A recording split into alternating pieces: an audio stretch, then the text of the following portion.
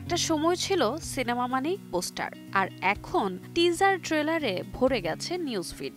বাংলাদেশি চলচ্চিত্র প্রচারের ভাষাও বদলে গেছে বইকি। কেন এবং কিভাবে হলো এই পরিবর্তন তা জানাবো এই বিশেষ প্রতিবেদনে। বাংলাদেশে সিনেমার প্রচার শুরুই হয়েছিল পোস্টার দিয়ে। একটা সময় হলের বাইরের দেয়াল জুড়ে থাকত সিনেমার গল্প, নায়কের বিশাল মুখ, হাতুড়ি বা রোমান্টিক দৃশ্য। এই পোস্টারই ছিল সিনেমার মুখপাত্র।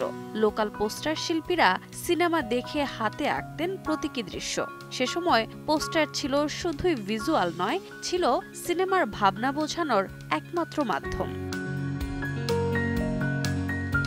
পোস্টারেই বোঝা যেত সিনেমায় কত অ্যাকশন, কত রোমান্টিক দৃশ্য রয়েছে।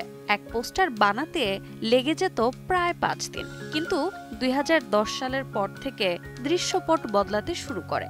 ডিজিটাল ক্যাম্পেইন, ইউটিউব ট্রেলারের আগমন আর ফেসবুক সবকিছু একত্রে পাল্টে দিল প্রচারের ব্যাকরণ। পোস্টার এখন আর প্রথম দৃষ্টিতে প্রেম নয়, প্রথম ইমপ্রেশন তৈরি হয় ট্রেলার দিয়ে।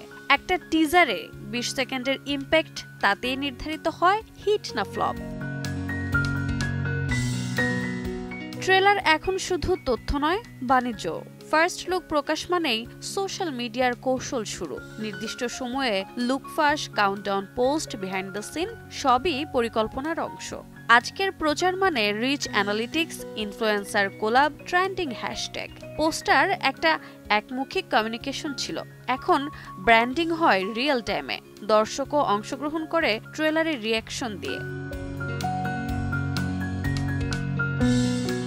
রোজা চৌধুরী, সময় সংবাদ, ঢাকা।